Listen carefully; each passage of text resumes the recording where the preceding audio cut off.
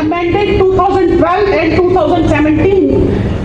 पीपा 2017 के बारे में कौन कौन जानता है? आपने कभी पीपा का नाम सुना है?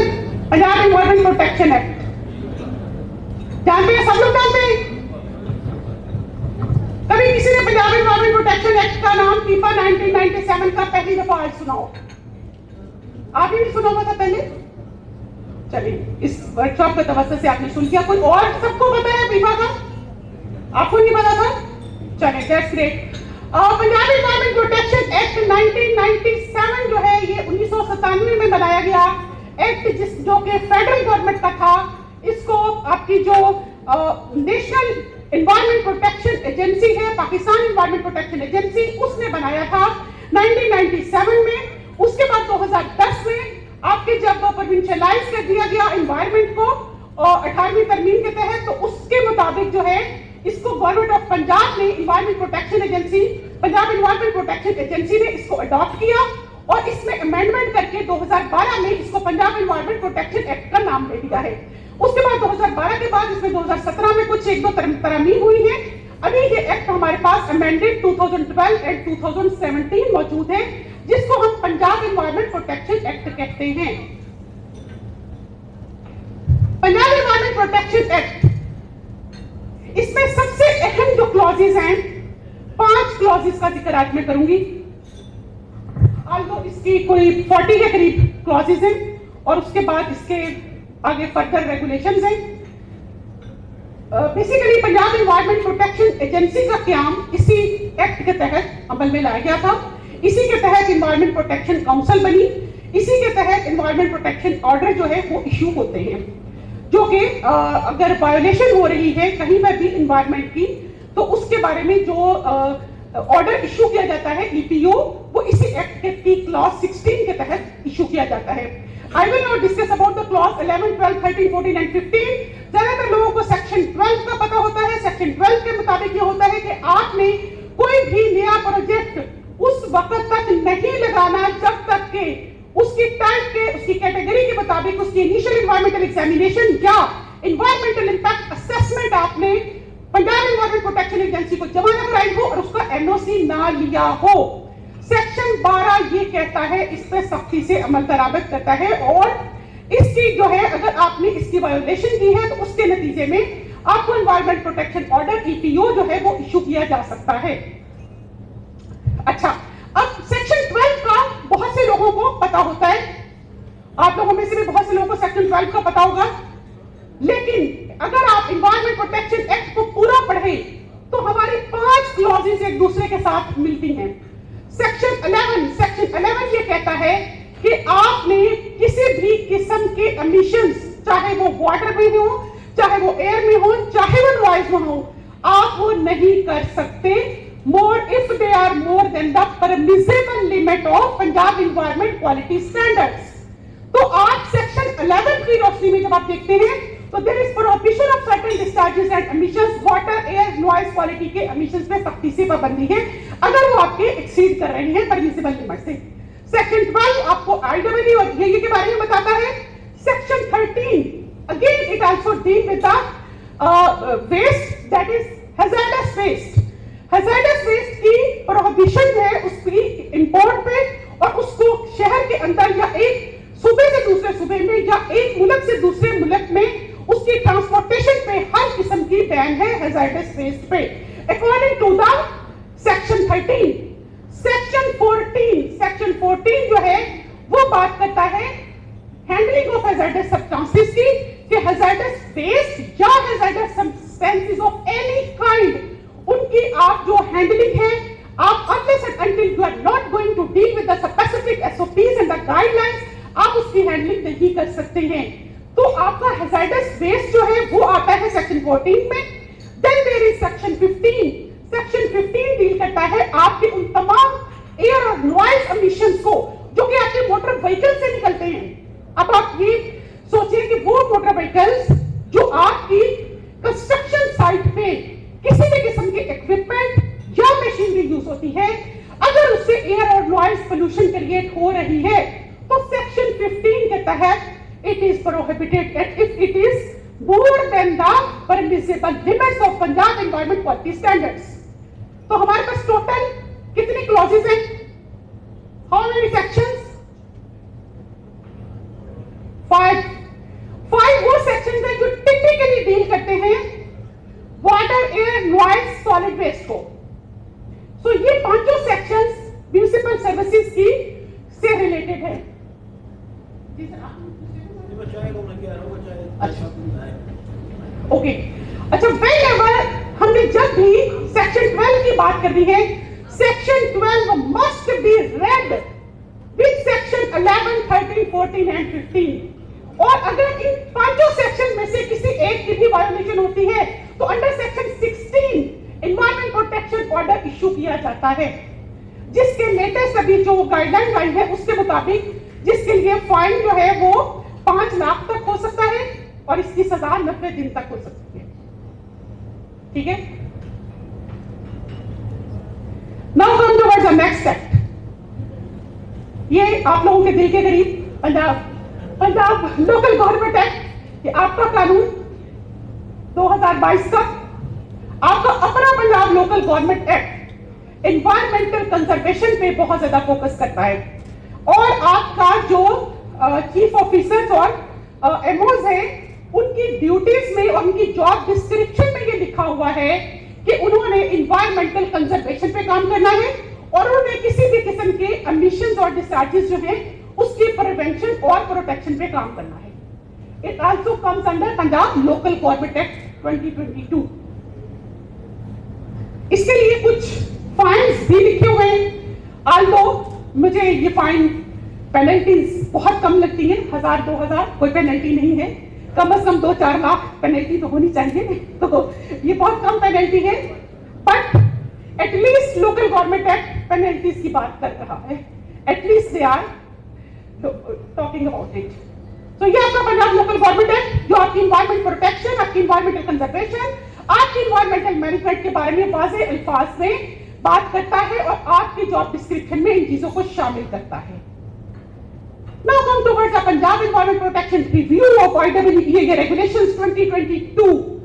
Regulations बनाए गए हैं आपके पंजाब एनवायरमेंट प्रोटेक्शन एक्ट 2012 के अंडर. Regulations पहले बने थे 1997 में, जो कि आपकी फेडरल गवर्नमेंट ने, पाकिस्तान एनवायरमेंट प्रोटेक्शन एजेंसी ने बनाए. वो आज तक 2022 तक वही इस्तेमाल होते रहे. 2022 में गवर्नमेंट ऑफ पंजाब ने नए रेगुलेशंस बनाए हैं. Punjab environment protection review of IEEE के रेगुलेशंस 2022. इस वक्त जो एप्लीकेबल है वो 2022 है. हमें रेगुलेशंस क्या बताते हैं? आपका जो पीपा एक्ट है उसने बता दिया एनवायरमेंटल, आपने क्या करनी है. एनवायरमेंटल प्रोटेक्शन के लिए आपने IEEE और ये करवानी है. कौन सा प्रोजेक्ट IEEE में आता है, कौन सा प्रोजेक्ट ये में आता है, ये कौन बताएगा आपको? रेगुलेशन. रेगुलेशन के स्केड्यूल है 1 और स्केड्यूल 2.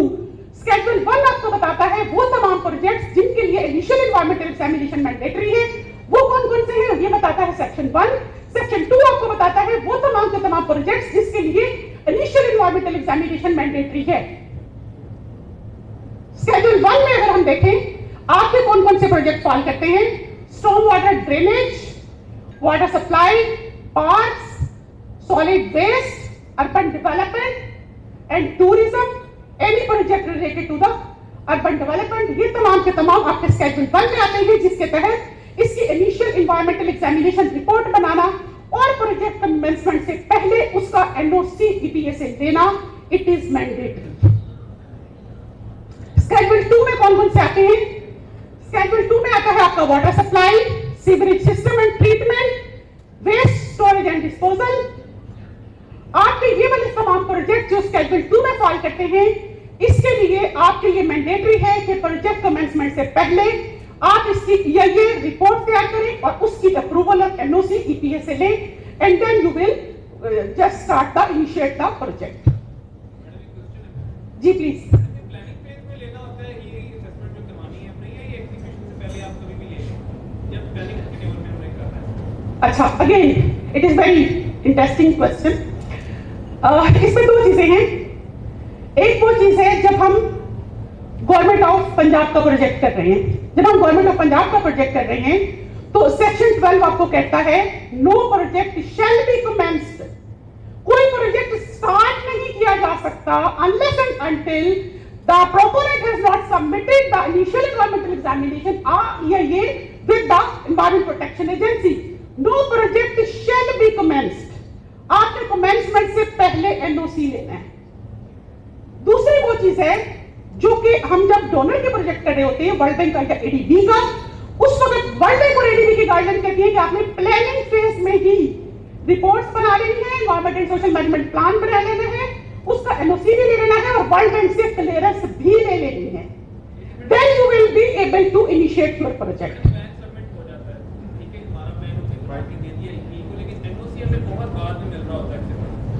एनओसी टाइम से लेना ही तो आपका काम है। अच्छा ठीक हो गया, ठीक है। यही तो आपका काम है।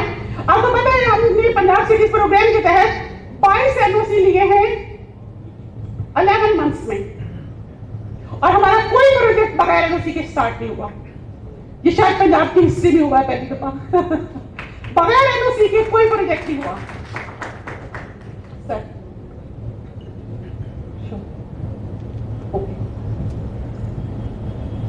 अच्छा जी, now come towards the next slide. अच्छा, अब जो हमने ये बता दिया स्केड्यूल 1, स्केड्यूल 2 आपको IEEE को डील करने का बताता है, और इसका एनओसी इशू करता है डीजी एनवायरमेंट प्रोटेक्शन एजेंसी। ठीक है, डीजी एनवायरमेंट जो है वो इसका एनओसी इशू करता है। इसके अलावा डेलीगेशन ऑफ पावर्स के 2 नोटिफिकेशंस मौजूद हैं। बहुत से लोगों को नोटिफिकेशंस के बारे में आइडिया नहीं है। I would like to tell you about this as well.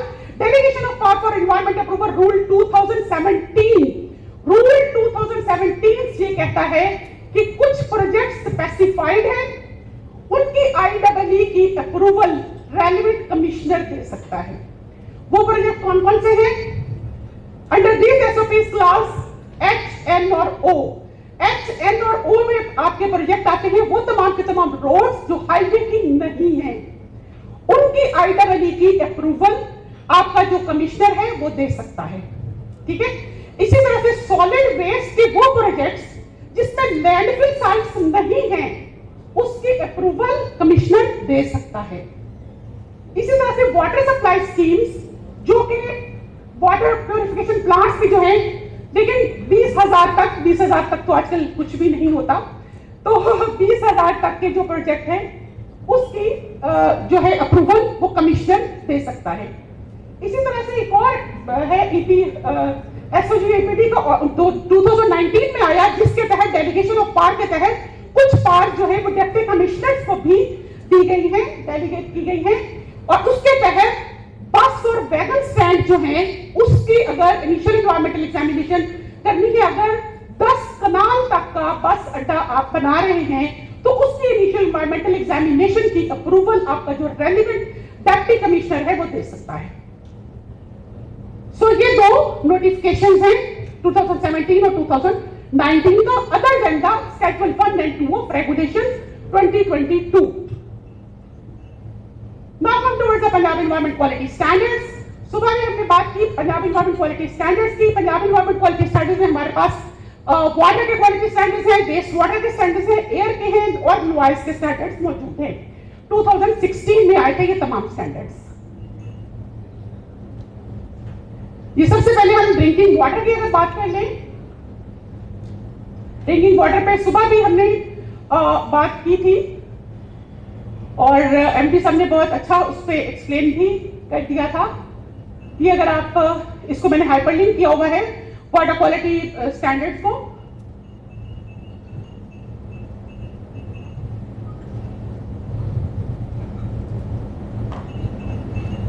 ठीक खुल रहा है,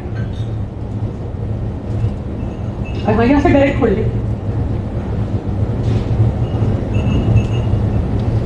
जी। ये स्टैंडर्ड 2013 में आए थे, जिसमें फिजिकल प्रॉपर्टीज, केमिकल प्रॉपर्टीज और बायोलॉजिकल जो पैरामीटर्स हैं उनके बारे में और हैवी मेटल्स के बारे में पैरामीटर्स जो हैं वो दिए गए हैं और उनके परमिसिबल लिमिट्स जो हैं वो दिए गए हैं। स्टेबिलिटी ऑर्डर, TDS, pH, फिर अगर आप उसकी इनऑर्गेनिक में देखें तो उसमें aluminium, antimony, arsenic, barium, boron, chlorides, ये सारी चीजें हैं। क्लोराइड्स है, लेड है, मैग्नीशियम है, मर्करी है, निकल है, नेक्स्ट कीजिएगा, जिंक वगैरह है। फिर ऑर्गेनिक की अगर हम बात करें तो इसमें पेस्टिसाइड्स आ जाते हैं, और इसमें फिर आपके जो है कुछ और बीटा और अल्फा पार्टिकल्स है, उसकी बारे में डिस्क्रिप्शन है। So these are about 33 parameters total जो कि ड्रिंकिंग वाटर क्वालिटी के।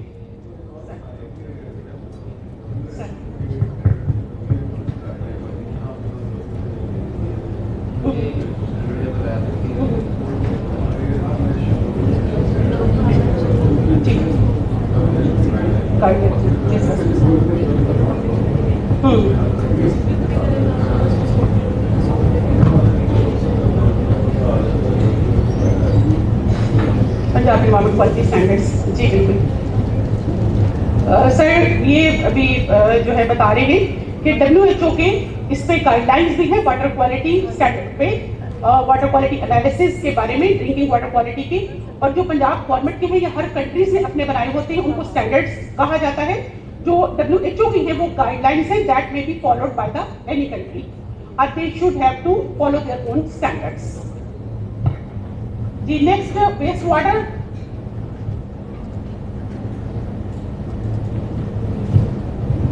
इसी तरह से आप देख लीजिए वेस्ट वाटर के भी स्टैंडर्ड्स है, जिसमें BOD, COD के बारे में बताया गया है, जिसमें टेम्परेचर है, केमिकल ऑक्सीजन डिमांड, COD है, BOD है, कुछ और पैरामीटर्स हैं। आगे चलिए, ये टोटल 32 पैरामीटर्स हैं वेस्ट वाटर के। और इसमें सबसे जो इंपॉर्टेंट चीज है, जैसे अभी आपने वेस्ट वाटर की बात कर रहे थे कि वाटर बॉडीज में जो वेस्ट वाटर जा रहे हैं, एज पर these standards of Punjab environment quality standard for the waste water और द इंडस्ट्रियल इफ्लुएंट, ये चीज है कि अगर आपने किसी वाटर बॉडी में ट्रीटेड वाटर जो है वो डिस्चार्ज करना है, तो उसका जो है BOD वो होनी चाहिए 80 मिलीग्राम पर लीटर। और अगर आपने किसी वाटर बॉडी में उसको डिस्चार्ज करना है, तो उस वाटर बॉडी का जो डाइल्यूशन फैक्टर है वो 1 to 10 होना चाहिए। ठीक है, तो ये चीजें इस वेस्ट वाटर क्वालिटी स्टैंडर्ड जो है उसके तहत हमें पता चलती है। जी नेक्स्ट आ जाइए, एंड पे क्वेश्चन कीजिएगा प्लीज, एंड पे कीजिएगा प्लीज, क्योंकि मेरी प्रेजेंटेशन जो है वो पहले टाइम बहुत शॉर्ट है, और अभी मेरा पहले मैडम SSP आ रही हैं, उनसे पहले मैं खत्म करना चाहती हूँ। अच्छा आगे आ जाइए आप एयर और नॉइज क्वालिटी में। अच्छा, एयर क्वालिटी स्टैंडर्ड्स के अगर आप देखें तो इसके टोटल 8 पैरामीटर्स हैं एयर क्वालिटी के, एम्बिएंट एयर क्वालिटी स्टैंडर्ड्स के, जिसमें हमारे पास सल्फर डाइऑक्साइड है, ऑक्साइड ऑफ नाइट्रोजन ऑक्साइड है, NO2 है, ओजोन है, सस्पेंडेड पार्टिकुलेट मैटर है, और PM10 और PM2.5 है। तो ये हमारे, और लेड और कार्बन मोनोऑक्साइड भी है।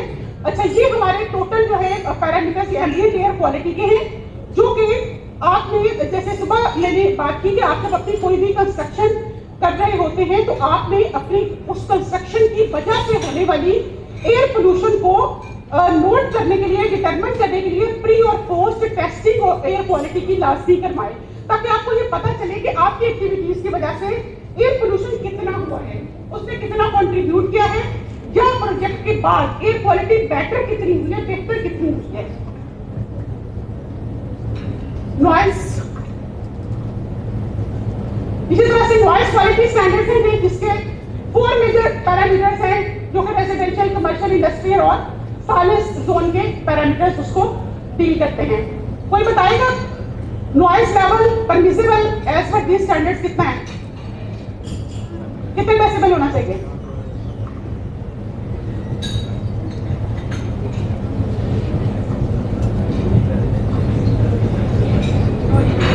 जी कितना होना चाहिए? देख के भी पता चल रहा, 65 dB डे टाइम में रेजिडेंशियल एरिया का 65 dB होना चाहिए डेसिबल्स। ठीक है, तो these are about the noise quality standard. Please presentation में दोबारा आगे।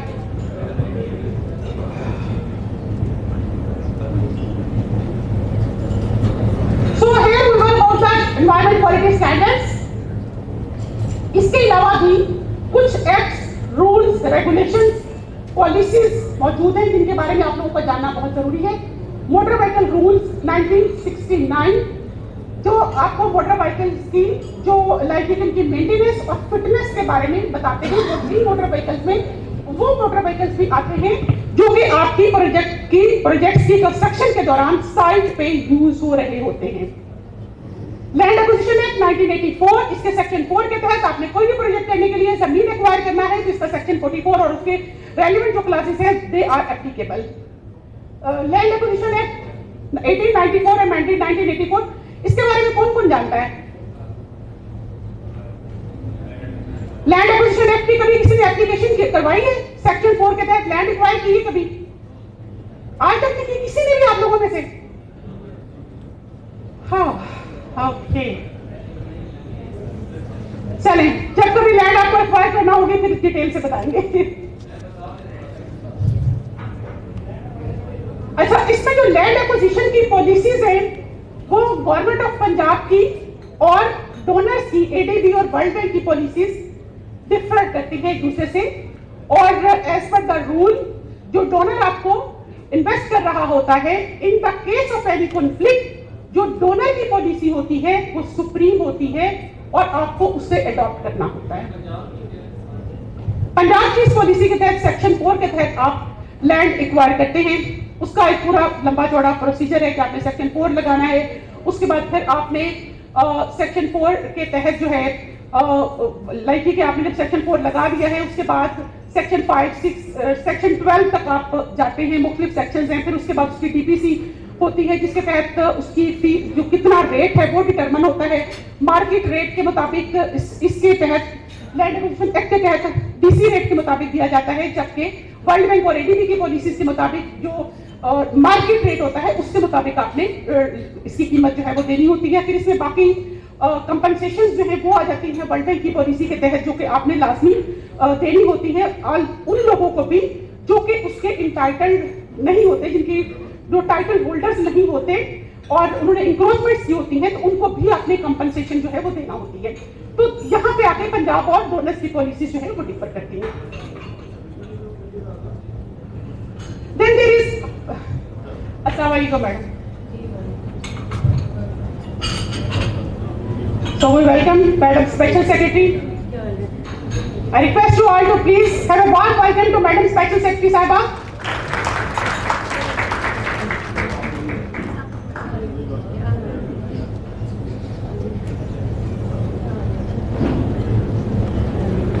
मैडम आपकी इजाजत से हम बैठक जी थोड़ी सी रहेगी बस, should I continue? Thank you very much. इसके अलावा पाकिस्तान एंटीग्यूटीज एक्ट 1975 और पंजाब एंटीग्यूटीज एक्ट अमेंडेड 2012 एक मौजूद है।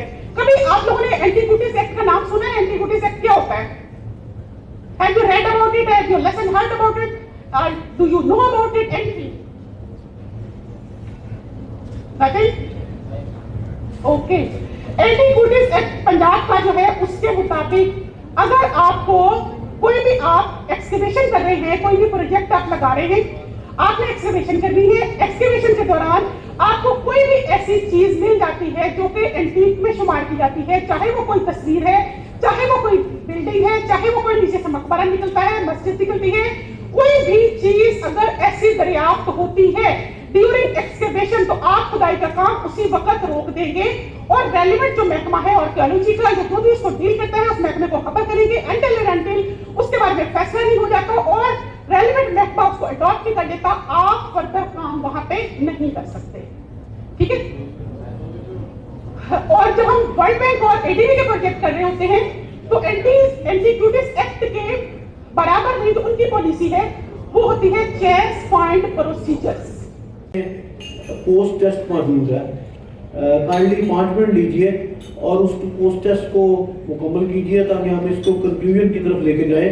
और जब तक आप पोस्ट टेस्ट करते हैं तो मैं मासिया के गोशगुजार चंद एक मरूजात कर लूँ और उसके बाद ताकि आपको पता लग जाए कि आज हमने यहाँ किया क्या है। और सुबह से लेके सुबह 9 बजे से माशाल्लाह आप लोगों ने काफ़ी वक्त दिया हमें और 9 बजे से लेके 5 बजे तक नमाज के वक्फे के साथ हम यहाँ आज उस सब्जेक्ट को देख रहे थे जिसको बहुत कम अहमियत दी जाती है थी और दी जाती है। और ख़ास तौर पे लोकल गवर्नमेंट में जो इस कंपोनेंट को देखा तो जाता था, लेकिन उस नज़र से नहीं देखा जाता जिस नज़र से इसको देखना चाहिए। मैम सबसे पहले तो इसमें ये है कि हमने ये एक आपके सामने जो SOPs हैं, ये पहली दफ़ा है कि लोकल गवर्नमेंट में सोशल और एनवायरनमेंट पे कोई SOPs बनाए गए हैं। और ना सिर्फ ये बनाए गए हैं, बल्कि अब तो आप जानती हैं कि ख़ास तौर पे डेवलपमेंट में भी जहाँ डोनर्स और फॉरेन फंड आ जाता है, वहाँ एनवायरनमेंट और सोशल के बगैर आप एक कदम भी नहीं चला सकते।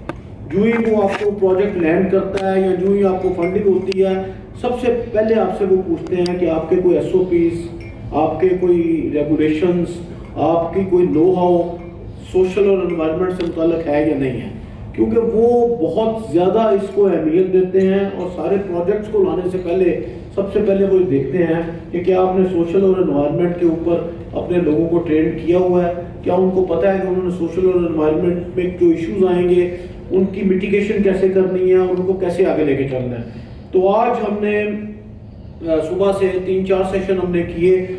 उन सेशन में पहले तो हमने हाईलाइट किया इन सब अपने कोलीग्स को, जो कि माशाल्लाह 90% इसमें इंजीनियर्स हैं और लोकल गवर्नमेंट के इंजीनियर्स हैं, हमारी एडमिनिस्ट्रेशन विंग से भी लोग इसमें मौजूद हैं। सबसे पहले जो इसमें चीज़ हमने जो देखी और जो बताई वो ये है कि जितनी म्यूनसिपल सर्विसेज है हमारी, चाहे वो वाटर सप्लाई है, सीवरेज है, पार्क्स है या स्लॉटर हाउस है, जितने इश्यूज हैं उन तमाम के अलग अलग SOP जिसमें ड्राफ्ट हुए हैं, इनको ये मशरे राह के तौर पे इस्तेमाल कर सकते हैं। पहली बात तो इसमें ये है।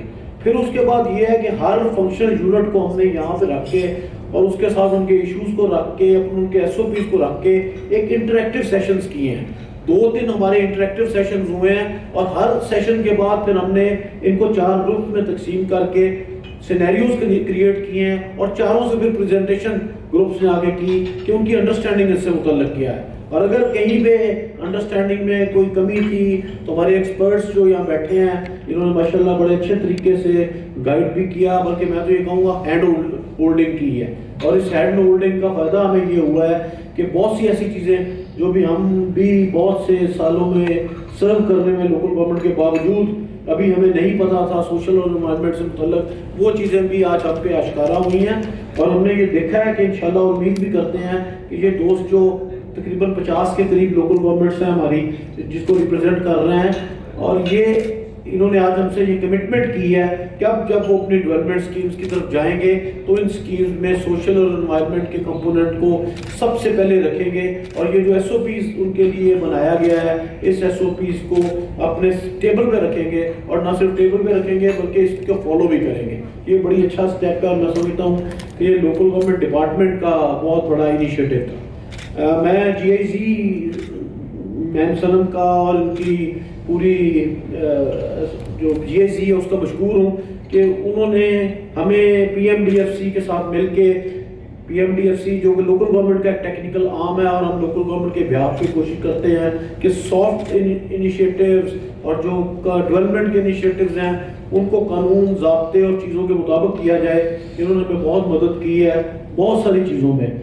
अगर मैं थोड़ा सा मुख्तसर तारफ़ यहाँ कराता चलूँ तो मैंने सुबह से बयान कर रहा हूँ कि हमने एक compendium of local government laws develop किया है जो हमारी लोकल गवर्नमेंट की वेबसाइट पे है, जिसमें रूल्स, रेगुलेशन और कोर्ट केसेस और इनके लिए एक टूल प्रोवाइड कर दिया है कि जिस टूल को सामने रख के ये अपने रोज़मर्रा के अमूर को कानून ज़ाब्ते के मुताबिक हल कर सकते हैं।